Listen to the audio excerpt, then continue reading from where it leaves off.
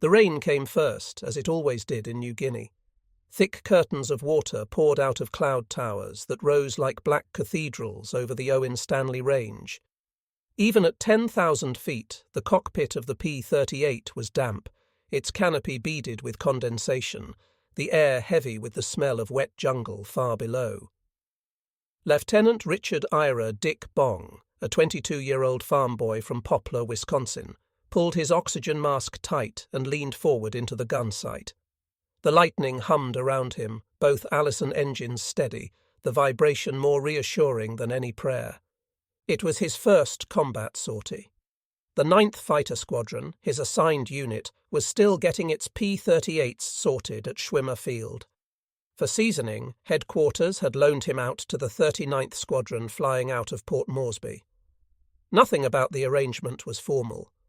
New Guinea was a theatre of improvisation, airstrips carved out of kunai grass, tents that flooded every night, engines held together with wire and stubbornness. Pilots flew what was available, with whatever flight leaders needed a wingman. Today, Bong was one of them, a fresh face in a theatre already 2 years old. Ahead lay Buna, a Japanese stronghold on New Guinea's northern coast.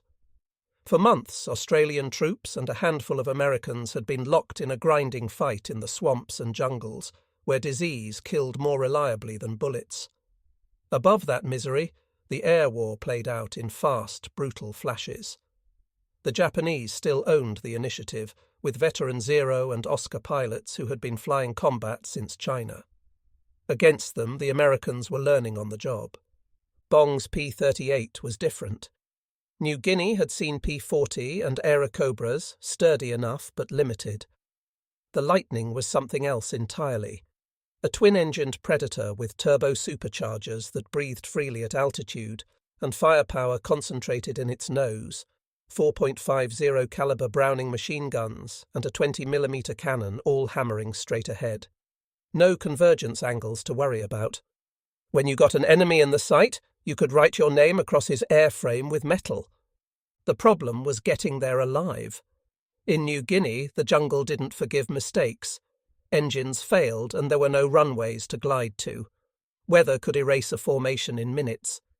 And the Japanese hunted like wolves, slipping out of the sun, confident in their light, agile machines. For green American pilots, the odds looked bad. Bong was young, untested, but his commanders had already marked him as unusual. At Hamilton Field in California, he had been grounded for buzzing the Golden Gate Bridge and showering laundry lines with prop wash, a stunt that infuriated local citizens, but caught the amused attention of General George Kenny, commander of the 5th Air Force. Kenny had shrugged. "We need kids like this lad," he told his staff. Reckless confidence could be sanded into discipline, raw instinct could not be manufactured. Now Bong sat in the left seat of a borrowed Lightning, eyes on the coastal haze. The mission was simple: patrol near Buna, watch for Japanese aircraft harassing Allied troops and shipping. Simple on paper, lethal in practice. 2 dots appeared against the ocean. Bong's head snapped, eyes narrowing. The dots grew into aircraft, sleek knife-edged profiles with red suns on their wings. 1 Zero, 1 Oscar. They were climbing hard, trying to meet the Americans head-on. Bong felt the old nervous surge, a mix of terror and exultation. Training fell away. There was only geometry now. He nudged the yoke, dropped his nose slightly, and brought the fighters into the circle of his gun sight. They came on fast, confident in their climb, expecting the usual American hesitation. Instead, the Lightning spat fire. The concentrated stream of 50 caliber machine guns and cannon shells met the lead Zero squarely. In an instant, the Japanese fighter became a comet, trailing smoke and fragments as it pitched into the sea. The Oscar tried to break away, banking into the clouds, but the P-38's dive was merciless. Bong eased the throttles forward, the nose held steady, and another burst hammered across fabric and fuel. The Oscar blossomed into a black smear, then was gone. It was over in seconds, his first fight, his first kills. When he throttled back and turned toward Port Moresby, his hands were steady on the controls, but his heart was thundering. 2 victories on a first sortie was remarkable, but Bong barely spoke of it. At Schwimmer Field, the ground crews saw the holes in his lightning's skin, smelled the scorched oil, and knew what it meant. The squadron put his name on the board.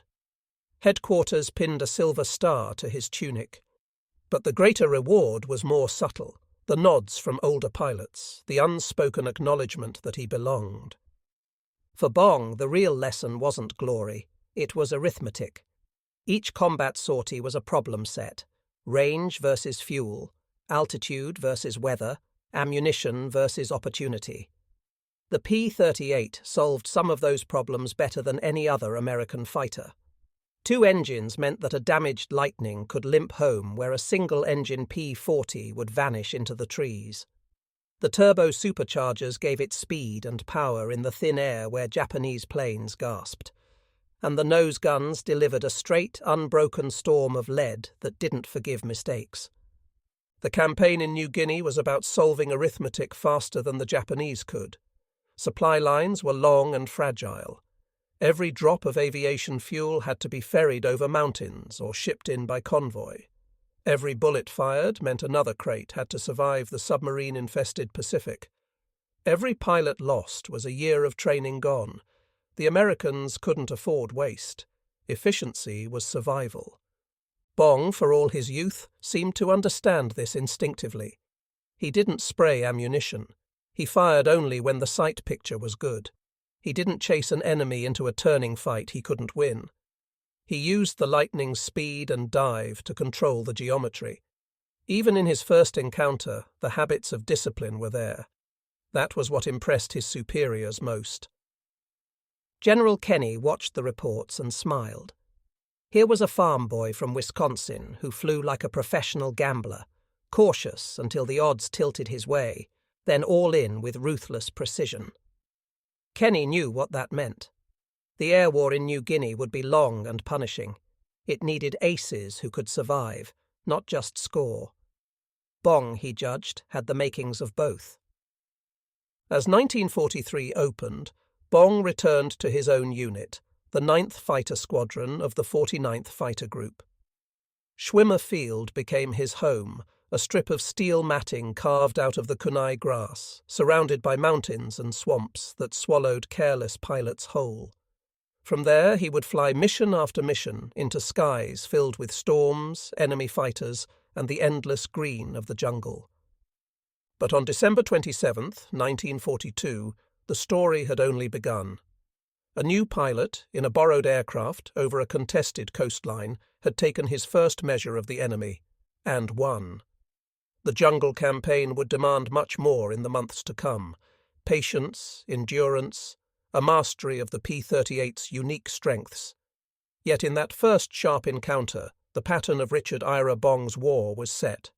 The Lightning was his instrument, the sky was his classroom, and New Guinea, with its storms and its arithmetic of survival, would be the crucible that made him America's top ace. Got it. Here's the next chapter, written in the same immersive transcript-style narrative and running approximately 900 words. This follows directly after the prologue, moving Bong into early 1943 as he transitions into his squadron and the grinding reality of the New Guinea campaign. January 1943. Schwimmer Field, New Guinea. The airstrip looked like an accident of civilization, a patchwork of pierced steel planking laid across swamp and kunai grass, bordered on all sides by jungle that seemed intent on reclaiming it. Schwimmer was never dry.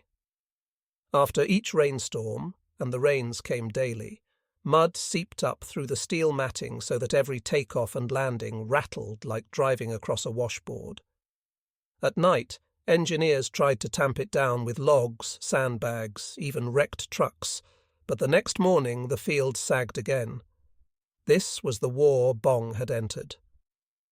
The 9th Fighter Squadron, Flying Knights, of the 49th Fighter Group, had been in New Guinea since early 1942, flying P-40 out of Darwin during the first Japanese raids. They were veterans now, but veterans of a brutal learning curve, outnumbered, undersupplied, and often beaten by Japanese Zeros in the first months. Their morale had been hardened, their flying sharpened by necessity. When Bong arrived, fresh-faced with a silver star pinned on for his first kills, there was no ceremony. He was simply handed a cot in a canvas tent and told to fly, fight, and live. The P-38s of the 9th were new arrivals, replacing tired warhawks. The Lightning's twin tails gleamed under the tropical sun, its fuselage swollen by turbo superchargers that looked alien among the lean Japanese fighters. Ground crews worked constantly, sweating under the aluminum, patching bullet holes with sheet metal, changing spark plugs that fouled in the humidity, coaxing Allison engines through conditions they had never been designed for. Spare parts were scarce. Every landing gear strut or propeller blade was gold. Bong, like the rest of the squadron, learned quickly that in New Guinea the greatest enemy wasn't always Japanese, it was the environment. Engines overheated while climbing the Owen Stanley Range, then sputtered in the cold air above the peaks. Monsoon storms swallowed formations whole, scattering them into valleys where a wrong turn ended in jungle. Many pilots disappeared without a trace, their wrecks never found, their names marked simply missing. On his first missions with the 9th, Bong studied the veterans. Captain Tommy Lynch, the squadron commander, was lean and sharp-eyed, a Kansan who flew with methodical precision. His briefings were blunt. Stay high. Keep your speed. Don't dogfight the Zeros. The veterans had learned through blood that trying to turn with Japanese fighters was suicide. The P-38 was heavy, but in a dive it was unmatched. Its firepower, delivered in a single nose-mounted burst, shredded anything caught in its path. The tactical formula was simple: altitude, dive, fire, climb, boom and zoom. Bong absorbed it all, but even in those first weeks his individuality showed. He was patient, almost cautious, refusing to waste ammunition on long shots. Pilots joked that he was stingy with bullets the way farm boys were with feed. But when he pressed the trigger, his bursts were short, accurate, decisive. Ground crews noticed how little extra carbon built up in his gun barrels compared to other pilots. He didn't spray, he harvested. The campaign itself was arithmetic on a grand scale. The Japanese clung to Buna, their last beachhead on the Papuan coast. For months, Allied infantry, slogging through swamps and malaria, had bled to push them out. Air power became the decisive factor. American and Australian bombers struck daily, escorted by fighters like Bong's squadron. Japanese fighters rose to meet them, veterans from Rabaul who still believed they owned the sky. Each clash was brief and violent, seconds of fire and manoeuvre decided by altitude and speed. On January 7th, Bong flew his first mission with the 9th, a bomber escort over Buna. At 24,000 feet, the formation of B-25s droned north, their bomb bays loaded with 500-pounders meant for Japanese supply dumps. Bong flew off Captain Lynch's wing, eyes scanning the sky. The warning came over the radio. Bandits, 10 o'clock high. And the fight was on. Zeros slashed through the formation, their 20mm cannons spitting tracers that ripped into a Mitchell's wing. Bong felt his stomach tighten. The instinct to chase was strong, but Lynch's voice cut through the headset. Stay with the bombers. Hold your altitude discipline one out. The Lightnings held formation, their firepower discouraging further attacks, until the bombers unloaded and turned for home. Only then did Lynch signal, "Break!" Bong rolled inverted, throttles forward, and dove. A Zero flashed across his sight picture too fast. He held his fire, pulled up, climbed back. The veterans nodded later. He hadn't wasted his burst. But the lesson was deeper. In New Guinea, the goal wasn't just shooting down enemies. It was keeping bombers alive, ensuring that the slow grind of supply and attrition wore the Japanese down. Every mission was a test of patience against instinct. By late January, Buna fell. The Japanese defenders, decimated and starving, were overrun. For Bong and the 9th, the air campaign shifted westward toward Salamaua and Leyte. Each move meant new strips carved from jungle, longer flights over mountains and sea, and Japanese fighters rising from Rabaul in desperate defence. It was here that Bong began to build his reputation, not for recklessness, but for survival. He never seemed in a hurry, never let adrenaline pull him into a turning fight. He stayed high, waited for his moment, struck with precision. Pilots who flew with him noticed how calm his voice remained on the radio, even under attack. He was steady, one recalled. You felt like if you stuck near Bong, you'd make it back. General George Kenney kept a close watch. Reports of the Wisconsin farm boy with the cool hand crossed his desk. Kenney had seen plenty of hotshots burn out quickly in New Guinea, expending courage faster than fuel. Bong, he judged, was different. He had the hunter's patience. That was rarer than marksmanship. The war in New Guinea was still young for Bong in early 1943, but already the arithmetic was shifting. Each month, more P-38s arrived. Each mission, Japanese losses mounted. The Allies were learning, improving. For Bong, the campaign was becoming both classroom and crucible. Every sortie was another line in the ledger of survival. And in that ledger, Richard Ira Bong was quietly, methodically, beginning to balance the equation. Perfect. Here's the next section, written in the same transcript style, at approximately 800 words. This continues Bong's arc into the Leyte Salamaua campaign of mid-1943, where he learns the P-38's limits and begins to carve his name into the tally sheets. March 1943. 7 Mile Aerodrome, Port Moresby. The mud was gone, replaced by dust. After weeks of monsoon downpours, the skies over New Guinea cleared. The ground hardened into powder, the air shimmered with heat, and the tempo of war accelerated. For Richard Bong, now fully integrated into the 9th Fighter Squadron, the campaign shifted westward. The Japanese still held Leyte and Salamaua, their twin fortresses on the Huon Gulf, and from those airfields they launched raids that struck Moresby daily. To the brass, New Guinea's map looked like an equation. Capture Leyte and Salamaua, and the Japanese cord would unravel. The missions multiplied. Bombers from the 90th Bombardment Group lifted off every dawn, bound to plaster Japanese supply depots, and lightnings rose to escort them. The distances lengthened, hundreds of miles over mountains and sea. Mechanical failures, not bullets, often decided survival. Allison engines that had been coaxed through Minnesota winters were now sweating in tropical air, turbos glowing cherry red. One clogged oil line, one bad cylinder, and a P-38 was a coffin with wings. Bong adapted. He checked everything twice, ran his hand over panels and fasteners before climbing in. His crew chief, a wiry Californian named Corporal Joe Logan, learned to trust Bong's patience. He treated that lightning like a farm implement, Logan recalled. You didn't just use it, you cared for it. He knew the smell of hot oil before it leaked. He knew when a supercharger was a shade off. He flew the plane like he was part of it. The Japanese noticed the change in the skies. In early March, formations of Zeros swept down from Leyte to challenge every Allied incursion. The clashes were sharp, savage, and brief. Bong saw how the enemy flew. Tight turns, looping climbs, bursts of cannon fire that shredded bombers.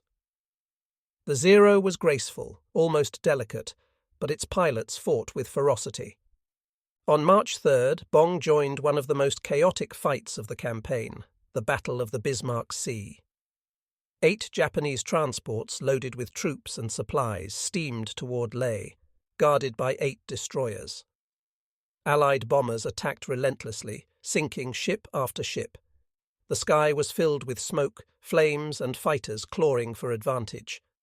Bong, covering the bombers, dove on a Zero that slashed toward a B-25. He fired once, twice, short bursts. The Zero cartwheeled into the sea, his second kill. But victory was tempered by reality.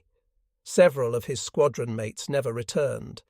One disappeared into a cloud bank, another flamed out and ditched in the Gulf. The lesson hardened in Bong's mind. The P-38 was not invincible, and neither were the men who flew it. The next weeks became a grind. Leyte's airfield was still active, its fighters rising to meet every raid. On March 11th, Bong scored again, catching a Zero in a climbing turn and cutting it apart with a 3-second burst. A fourth kill followed days later. Slowly, his name began to circulate. Pilots spoke of the quiet farm kid from Wisconsin who always came back, who shot straight and wasted nothing. By April, Bong's tally reached 5. "Ace!" the squadron chalked on his tent. But the word meant little to him. The numbers were arithmetic, yes, but behind each figure was a Japanese pilot who had not come home, and an American crew that had survived because of it. General Kenny noticed. Reports crossed his desk. "Lieutenant Bong, 5 confirmed." Kenny, always searching for men who could inspire, marked Bong as special. "He doesn't hunt glory," Kenny wrote later. "He hunts carefully, like a marksman." In a theatre where hotshots often flamed out after a dozen missions, patience was gold. But patience did not make the flying easier. The Owen Stanley Range remained a gauntlet. Clouds boiled up in minutes, winds tore at formations. Once, Bong and his flight climbed through a storm and emerged to find ice forming on their wings at 25,000 feet. The temperature difference was 70 degrees from sea level to summit. The P-38's de-icing boots barely kept up. The Japanese, too, were changing. Veteran Zero pilots were being thinned by attrition, replaced with younger men less skilled, but no less determined. In June, Bong fought one of his longest duels, trading dives and climbs with a Zero for nearly 10 minutes. Finally, the Lightning's superior speed told. He pulled away, reversed, and fired. The Zero disintegrated. Bong returned low on fuel, shaking his head. "Too close," he muttered. He never forgot that one mistake could erase all the others. By mid-1943, Bong's score reached 8. He was no longer anonymous. Newspapers back home began mentioning his name, though often misspelled. Letters from Wisconsin farm towns arrived, praising our boy in the P-38. Bong shrugged them off. He still slept in a damp tent, still ate Spam and powdered eggs, still scrubbed jungle mold from his boots. Fame felt abstract. The war was real. For the Japanese, the arithmetic was tilting against them. Each mission drained their limited fuel, each lost pilot irreplaceable. The Allies were building strength, new airstrips, new shipments, more planes. For Bong, the campaign at Leyte was less about glory than endurance. Day after day, sortie after sortie, the pattern repeated. Climb, escort, fight, survive. In July, the final push toward Salamaua began. Bong flew nearly every day, sometimes twice. His logbook filled with terse entries. Escort, Leyte, 2 hours, no contact. Or cover bombers, claim 10, witnessed by Lynch. The routine masked the danger. At any moment, a cloud, a malfunction, or an unseen Zero could end it. But Bong endured, and with every mission, every careful burst, every measured kill, he was building not just his own legend, but the arithmetic of victory. The farm boy from Wisconsin had become something more, the quiet hunter in the New Guinea skies. Here's the next chapter in the same transcript-driven, historically precise style, about 800 words. August 1943. Dobodura Airfield, Papua. The 9th Fighter Squadron shifted north, closer to the fight. Leyte still held, a dagger pointing at Allied supply lines, but the net was tightening. New strips carved out of kunai grass and jungle mud at Dobodura brought American fighters within striking distance. The P-38s arrived in convoys, their aluminum skins already streaked with grime and salt from the humid air. Richard Bong stepped out of his lightning into heat that seemed to shimmer off the earth itself. The tempo was faster now. Japanese convoys ferried supplies from Rabaul to Leyte, and every mission was designed to strangle those arteries. Allied bombers, B-25s and B-17, lifted daily, and Bong's lightnings rose to shield them. By now, Bong had 9 victories. He flew without swagger, without the fatalism that crept into some of the veterans. "Steady," his crew chief Joe Logan said of him. He never rushed, never bragged. He just climbed in and did the job. On August 14th, Bong scored his 10th kill. The formation was covering B-25 Mitchell's hammering Salamawa's defences when a group of Zeros cut in from above. Bong rolled his P-38 into a dive, reversed, and came up beneath one of the Japanese fighters. A short burst, 8.5 Zeros spitting flame, and the Zero folded into the jungle canopy. Double digits. He was officially in the ranks of America's most dangerous men in the Pacific.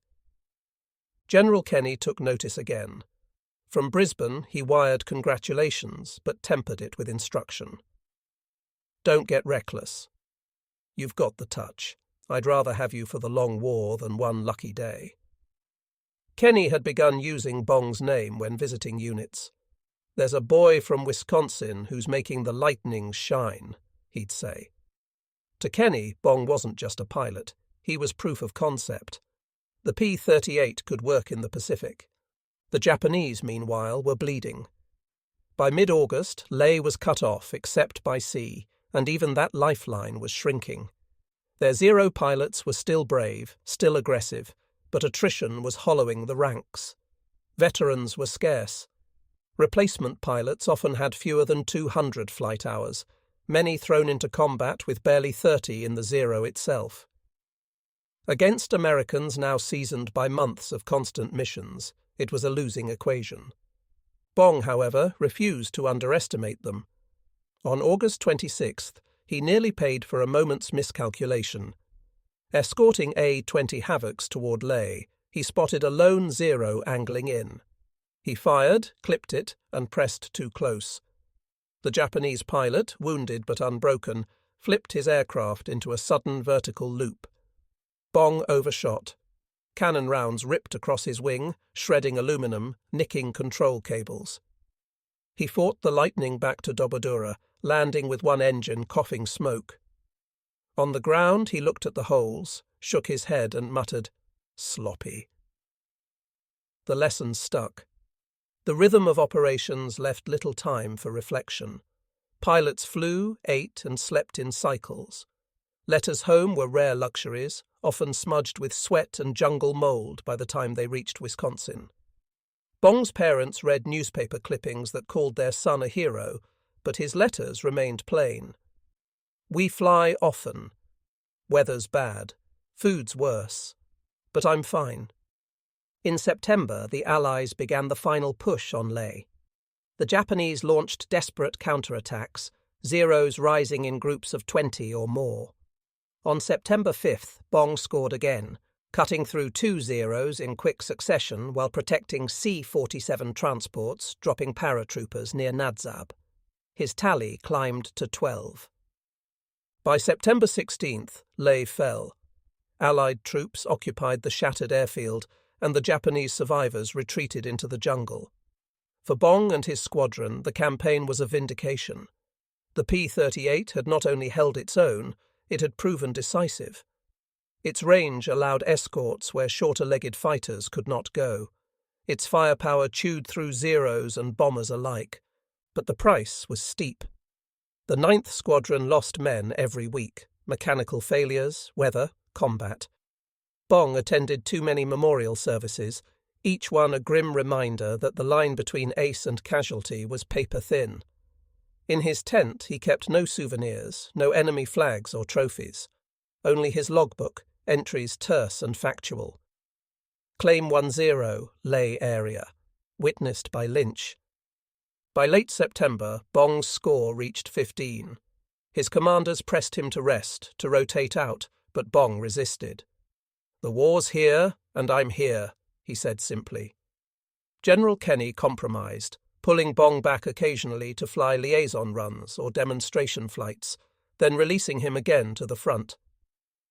Kenny's notes from the period read, "Bong flies like he was born in that lightning. He's not flashy, but the results are." The Japanese diaries captured after the campaign told their own story. One entry from a surviving Zero pilot read, "The twin-tailed ones are devils. They dive from the sun, they climb like fire, and they do not fall when hit. We lose comrades every day. We cannot match their speed." The arithmetic was clear. In 6 months, Bong had transformed from a novice flying borrowed sorties to one of the most feared pilots in the Pacific. Leyte's fall marked more than a tactical victory. It was proof that the Allies could seize momentum and hold it. For Bong, the campaign was not about medals or headlines. It was about surviving each sortie, about keeping the bombers safe, about making every burst count.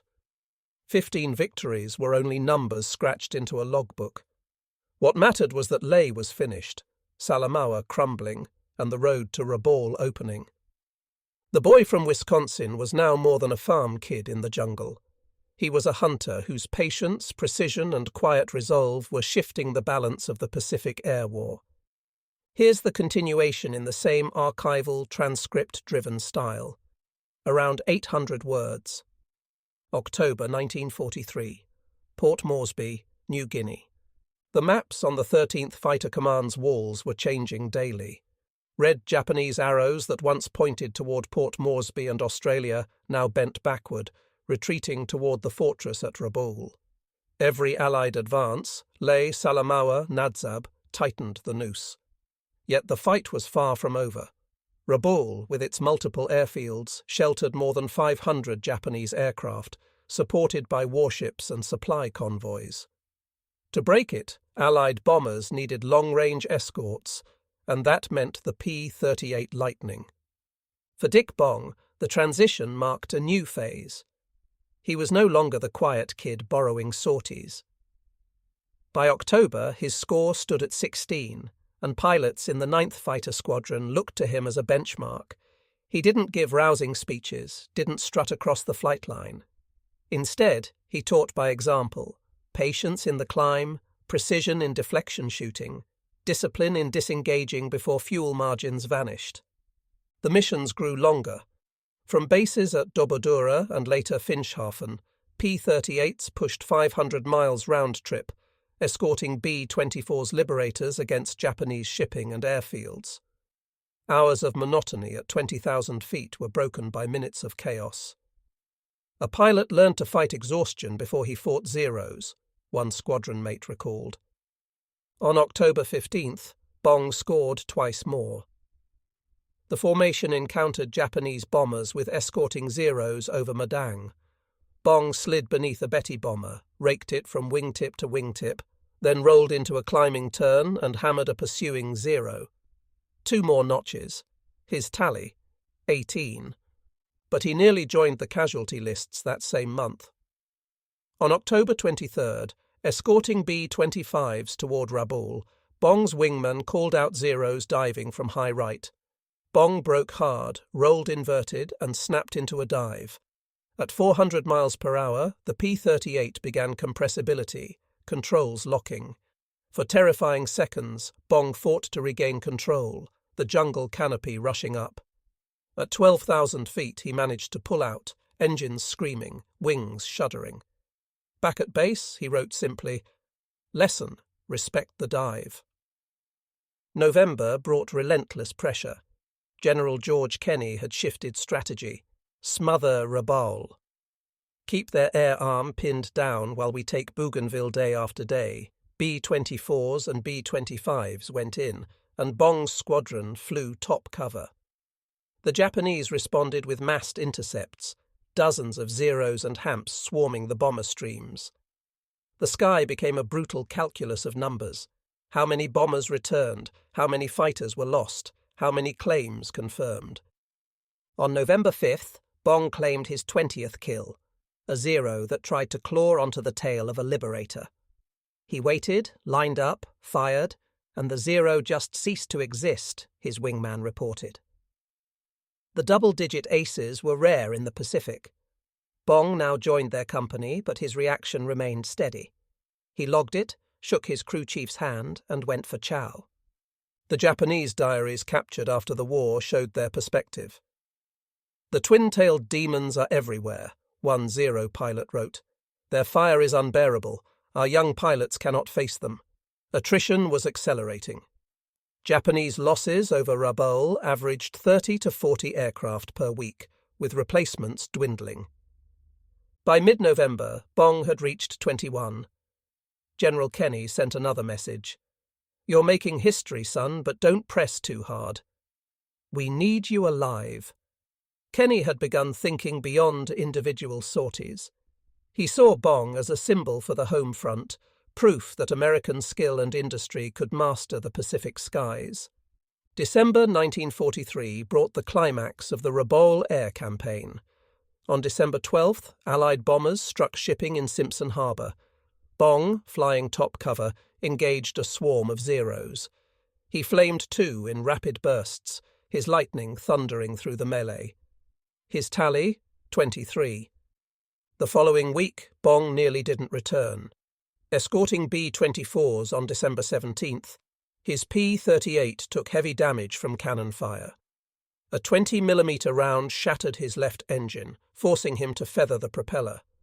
Smoke trailed across the sky as he coaxed the Lightning home on one engine. At Dobodura he landed hard, tires blown, aircraft skidding to a halt. Stepping down from the cockpit, sweat-soaked, he muttered, "Too close." Yet his logbook that night bore no flourish, only the same clipped note: 2 Zeros destroyed Simpson Harbor. By Christmas 1943, Bong's score had reached 25. His reputation was secure. The Bong boys, younger pilots eager to fly his wing, flocked to him for lessons. He warned them constantly, "Don't dogfight them. Use speed, fire short bursts, and always keep enough fuel to get home." The broader campaign statistics told the story. Between October and December, 13th Fighter Command claimed over 300 Japanese aircraft destroyed. The Allies lost fewer than 80.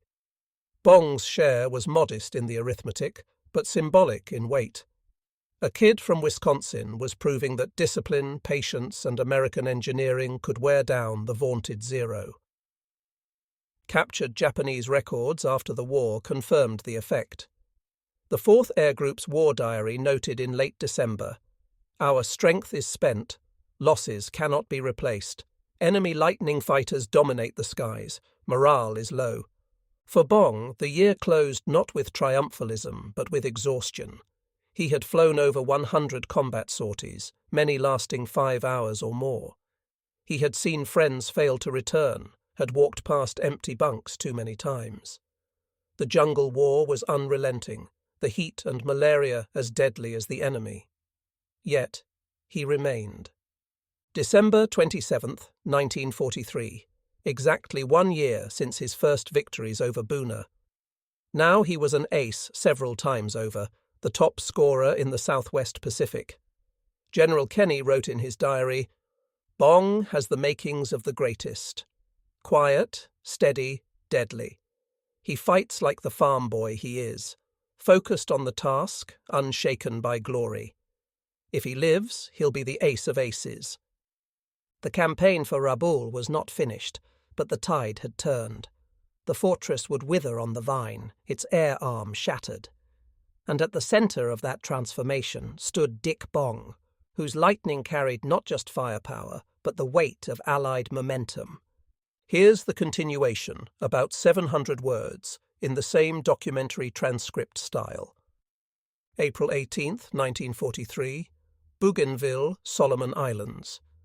While Bong was still cutting his teeth over Buna in December 1942, another formation of P-38 Lightnings had already carved their place in history.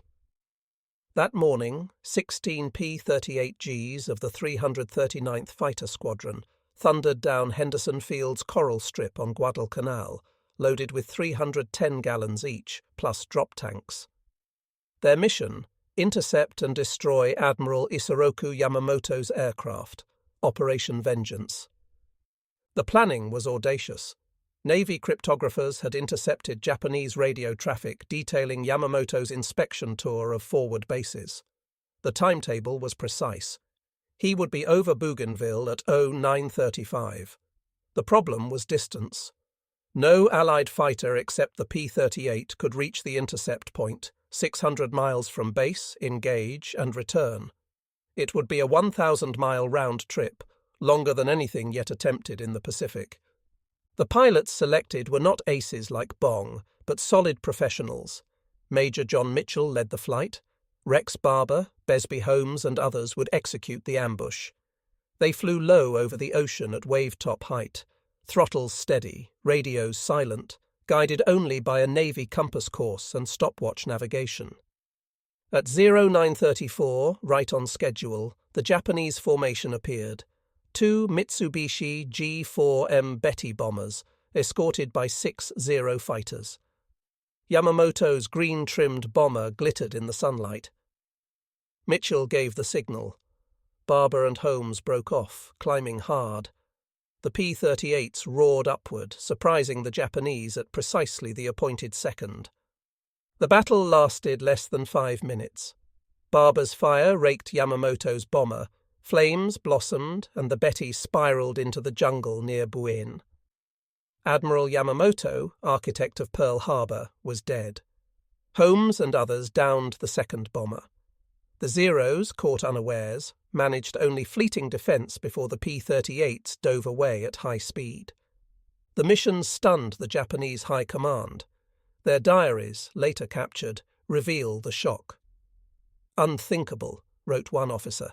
"The enemy knew our times exactly. Our leader is lost." The morale impact was catastrophic, reverberating through every level of the Imperial Navy. For the Americans, Operation Vengeance validated the Lightning. The long-legged twin-engine fighter had demonstrated what no Spitfire or Mustang yet could: strategic reach across the vast Pacific. Navy Admiral William Halsey later remarked, "The P-38 gave us the hand of God that day." When Bong heard of the Yamamoto mission weeks later in New Guinea, he was impressed but not surprised. The Lightning had already shown him its peculiar combination of endurance, firepower, and toughness. But Operation Vengeance transformed its reputation across the theatre.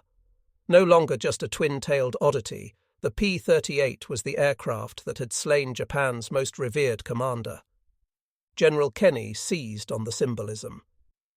"If the Lightning can reach Yamamoto," he told his staff, "it can reach anywhere. And Bong can make it sing." The stage was set for Bong's continued rise, not just as an individual ace, but as the embodiment of America's growing dominance in the air. By the time Bong was adding to his tally over Rabaul in late 1943, Japanese pilots knew the twin tails were to be feared. The captured diary of a Zero pilot from the 204th Air Group in December read simply, "Lightning. Deadly in the dive. Shoots from afar. Impossible to escape." That perception had begun with Yamamoto's death. Operation Vengeance also revealed the arithmetic of American intelligence and logistics. The intercept depended not only on pilot skill, but on codebreakers, planners, fuel stockpiles, and the rugged mechanics who kept P-38s airworthy after 1,000-mile sorties. It was industrial war distilled into one dramatic strike.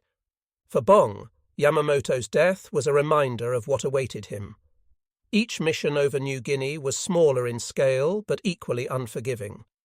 The jungle swallowed wreckage, malaria stalked every tent, and the Japanese still fought with ferocity.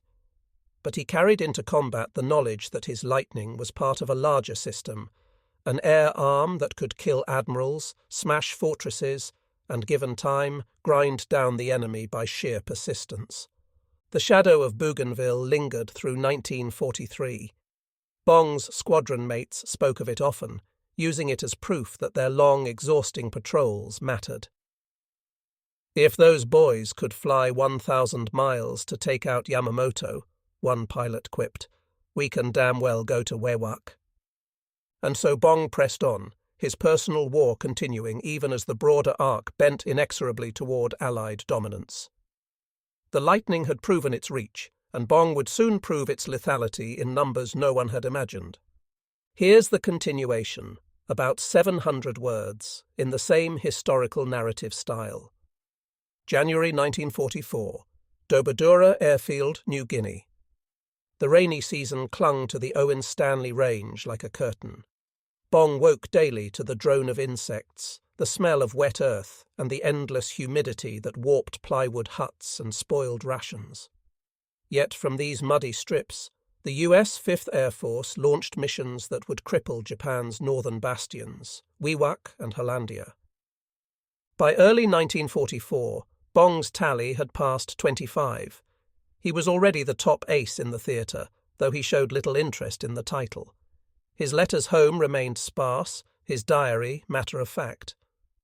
2 Oscars over Wewak, both confirmed, he wrote on January 6th. No embellishment, no bravado. But within the 49th Fighter Group, his reputation was magnetic. Younger pilots shadowed him, hoping to catch even a glimpse of how he anticipated enemy moves or held his fire until within killing range. The campaign against Wewak was relentless. Intelligence estimated 200 Japanese aircraft scattered across 4 airfields, Wewak, Boram, Dagwa, Butt. These bases were the shield for northern New Guinea, anchoring Japanese supply lines into the Bismarck Sea. General Kenny's strategy was to smash them in detail, using massed bomber strikes covered by lightning sweeps. Bong's 9th Fighter Squadron flew almost daily. On January 27th, Bong added 3 kills in a single sortie. Escorting B-24s toward Wewak, his section encountered a gaggle of Nakajima Ki 43 Oscars climbing to intercept. The Japanese fighters, light and agile, tried to turn inside the P-38s. Bong, as always, refused the bait. He kept his speed, rolled inverted, and dove through the formation. In 2 short bursts, 2 Oscars flamed.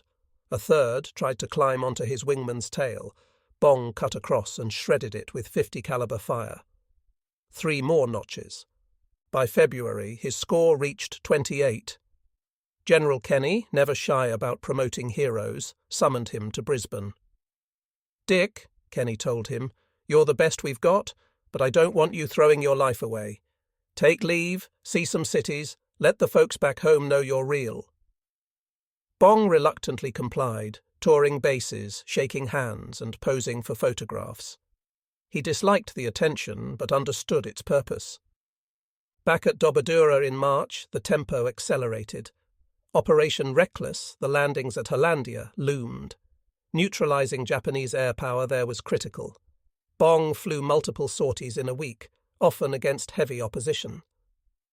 On March 3rd, escorting B-25 Mitchells, he intercepted a group of Ki-61 Tonys. He shot down 2 in quick succession, his guns stitching white lines across their fuselages. His tally, 30. By April, the Hollandia campaign was in full swing. Bong scored steadily. Oscars, Tonys, the occasional 0. Each entry in his logbook was a clipped note. April 11th, 2 Oscars, Hollandia. April 16th, 1 Tony, Lake Sentani. By month's end, he stood at 33. The Japanese, meanwhile, were unravelling. Captured diaries tell the story. A 4th Air Group pilot wrote in April, "Our numbers are gone. The twin-tailed fighters wait above every bomber. Their fire tears our wings apart. Few return losses outpaced replacements. Experienced pilots were irreplaceable." The Allies were gaining not just the airfields, but the balance of the air itself. Bong's fame now spread beyond the Southwest Pacific. The US press began reporting his victories, hailing him as the ace of aces. Headlines ran in Wisconsin papers, and his parents received telegrams of congratulations. Bong, when told, shrugged. "I just try to bring the boys home," he said. Yet the strain was visible. Friends were gone. Shot down over Wewak, lost to weather, missing in the jungle. Bong carried their memory silently. After one mission, he walked past 3 empty bunks and muttered, "They were better than me." His squadron mates knew he bore survivor's guilt, though he masked it with his quiet, unassuming manner. By June 1944, the lightning strikes had gutted Wewak and Hollandia. Runways cratered, fuel dumps burning, aircraft wrecked in rows. The Japanese were forced to abandon northern New Guinea as a base of air operations. Bong's personal tally stood at 34, already beyond Eddie Rickenbacker's World War I record of 26. Yet Kenny pressed him to ease off. "Dick, you've done more than your share.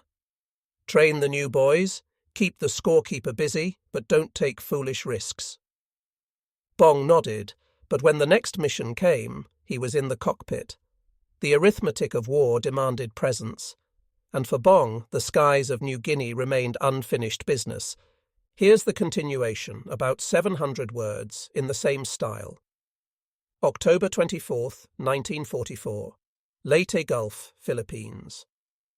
The morning haze lifted slowly over Tacloban airstrip, revealing a jungle-fringed runway crowded with P-38 Lightnings.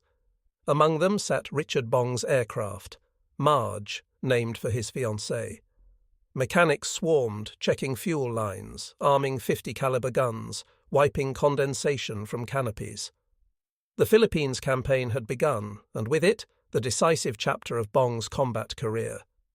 For Bong, the Philippines was both homecoming and crucible. His kills over New Guinea had already made him America's leading ace, but Kenny now wanted more. "Dick," he told him bluntly, "you're the one man I can count on to keep those zeros off our boys' backs." The landings at Leyte were the largest amphibious operation yet in the Pacific. Japanese air power had to be broken, and the Lightning would be the hammer. On October 27th, Bong led a flight of 8 P-38s over Ormoc Bay. Radar had reported incoming enemy formations. They found them. 30 Nakajima Key, 43 Oscars, climbing in tight spirals. Bong, as always, refused the turn fight. He dove straight through, lined up a deflection shot, and stitched an Oscar wing to wing. The Japanese fighter snapped into flames. Seconds later, he rolled, fired again, and another enemy burst apart. 2 more kills. His tally, 36. The pace of combat was relentless. The Japanese, desperate to halt the American landings, hurled everything they had into the skies above Leyte.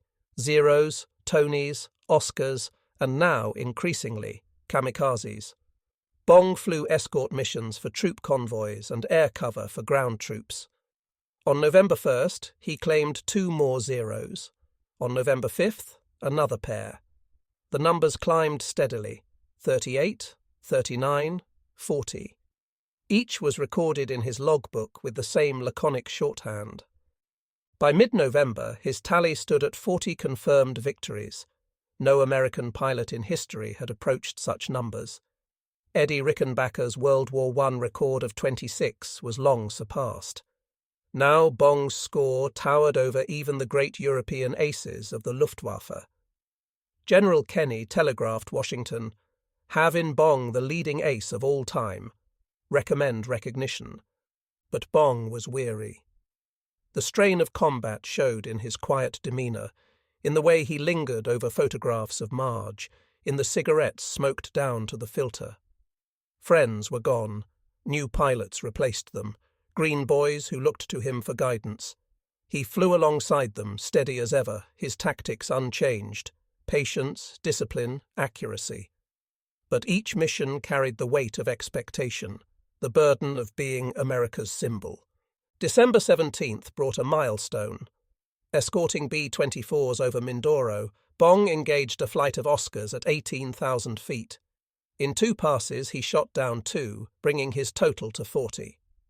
"That's it," Kenny told him. "You've done more than anyone could ask." "You're coming home," Bong protested. There were still missions, still friends in the air. But Kenny was immovable. "I can replace airplanes, Dick. I can't replace you." In January 1945, Bong left the combat zone.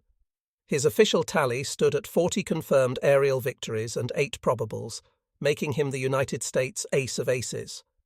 He had flown more than 200 missions, often at the edge of exhaustion, through malaria, monsoons, and endless combat. His decorations included the Medal of Honor, presented personally by General Douglas MacArthur in December.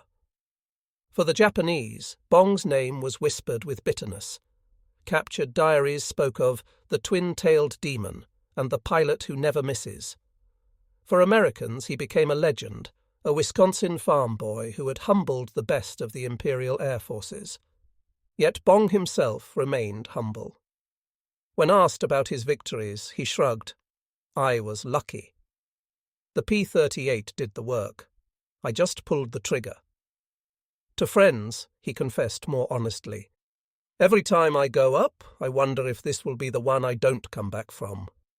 The Philippines campaign confirmed the inevitable. Japanese air power was shattered. The Lightning, with its speed, range, and firepower, dominated the skies. And at the centre of it stood Richard Ira Bong, the quiet ace whose 40 kills had redefined American air combat. But his war was over. Ahead lay a different struggle.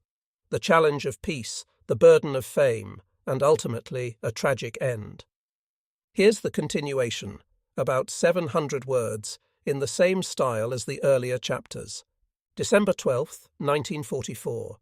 Tacloban, Leyte. The sun burned hot against the pierced steel runway as Bong stood at rigid attention.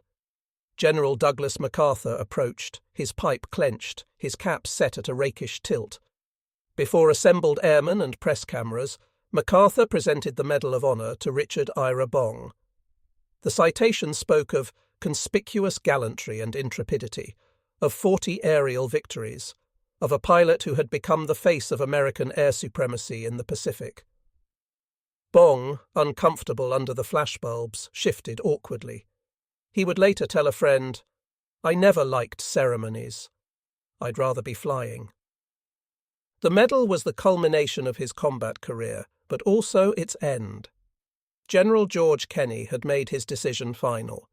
Bong was too valuable to lose. The Army Air Forces needed a living symbol, not another name on a casualty list. You've done your part, Kenney told him. Now you're going home to sell war bonds and keep morale high. In January 1945, Bong left New Guinea for the United States. His departure was quiet, no parades, just a handshake and a few backslaps from the men who knew him best. They called him Bing, or the kid from Wisconsin. To them, he wasn't just the ace of aces, he was the wingman who never lost his cool, the one who always had an eye on their six. His absence left a hole in the squadron that no number of replacement pilots could fill. Back home, the contrast was stark. After years in the heat and mud of the Southwest Pacific, Bong stepped into a world of ticker-tape parades, war bond rallies, and interviews. Newspapers hailed him as America's greatest ace. Life magazine featured his smiling photograph. In Wisconsin, small towns claimed him as their own. Children wrote letters addressed simply to Dick Bong, hero. Bong accepted it all with a shy smile. He posed for photographs with Marge Vattendahl, his fiancée, whose face had graced the nose of his Lightning. He toured aircraft plants, shaking hands with the women riveters who had built his machines. At bond rallies, he spoke in halting sentences, uncomfortable in the spotlight. I just did my job, he repeated over and over. Audiences cheered anyway, yet fame carried its own burden. In quiet moments, Bong admitted to friends that he felt uneasy. The real heroes are the boys who didn't come back, he said. I just got lucky. Survivor's guilt weighed heavily. He could still see the faces of squadron mates lost over Buna, Wewak, and Leyte. Every medal, every headline reminded him of those who had no chance to stand before cameras. Still, Bong tried to build a future. In February 1945, he married Marge in a modest ceremony in Superior, Wisconsin. The wedding drew national attention, yet Bong remained the same reserved farm boy. Afterward, he and Marge settled in California, where he accepted a position as a test pilot at Lockheed, There, among engineers and mechanics, Bong felt closer to his wartime element. The P-38s and the new jet-powered P-80 Shooting Star gave him purpose beyond parades. In spring 1945, he flew demonstration flights of the Lightning for visiting dignitaries. In July, he transitioned to the P-80, America's first operational jet fighter. It was dangerous work. Engines flamed out, controls were untested, and every flight carried risks. Bong understood the danger. "It's no different from New Guinea," he told Marge. "You take the airplane up, do your best, and bring it home." But the war was ending. Germany surrendered in May. Japan reeled under the firebombing of its cities. Bong's role had shifted from combat ace to national symbol, a reminder of American air power's triumph in the Pacific. He bore the weight quietly, never boasting, never seeking the limelight. On August 6, 1945, as the world turned its gaze to Hiroshima, Richard Bong climbed into a P-80 for another test flight. It would be his last. Here's the final chapter, written in the same style, around 1,000 words. Burbank, California, 2:30 p.m., August 6, 1945. The sun burned hot over the San Fernando Valley as Richard Ira Bong strapped into the cockpit of a Lockheed P-80 Shooting Star. The jet's fuselage shimmered in the California light, its straight wings and air intakes marking it as something wholly different from the P-38 Lightning that had carried him through New Guinea and Leyte. He had flown the Lightning like a second skin. The P-80 was still an experiment, a dangerous machine at the dawn of jet age. Bong adjusted his harness, checked the dials, and ran through his pre-flight ritual. It was routine, but not without risk. The Allison J-33 engine behind him was powerful but temperamental, prone to flameouts if the fuel-air mixture faltered. Bong had already flown several test hops without issue. This one was supposed to be the same. At the same hour, half a world away, the Enola Gay released Little Boy over Hiroshima. The most destructive weapon in history consumed a Japanese city in fire. In California, America's ace of aces prepared for a flight that would end with tragedy of a different kind. Bong's mission that afternoon was simple: a test hop to verify fuel pump performance on a P-80A, serial number 44-85048. He advanced the throttle, the jet engine roared to life, and the Shooting Star accelerated down the Burbank runway. Witnesses recalled the novelty of the sight. The nation's top ace, accustomed to twin-tailed lightnings, now streaking forward in a machine without propellers, propelled only by the jet's roar. He lifted off smoothly, climbing into the hazy sky above Los Angeles. For several minutes, everything appeared normal. Then, somewhere near the Hollywood Hills, disaster struck. The J-33 engine flamed out during climb. Later analysis would suggest a malfunction in the primary fuel pump. Bong, experienced in emergencies, immediately switched to the auxiliary pump, but it failed to engage. The aircraft lost thrust, its nose dropping. At less than 500 feet altitude, he had no time to restart, no time to recover. Bong reached for the canopy release. The P-80 was equipped with a primitive bailout system rather than an ejection seat. He had to slide the canopy, unstrap, and climb clear, nearly impossible at low altitude.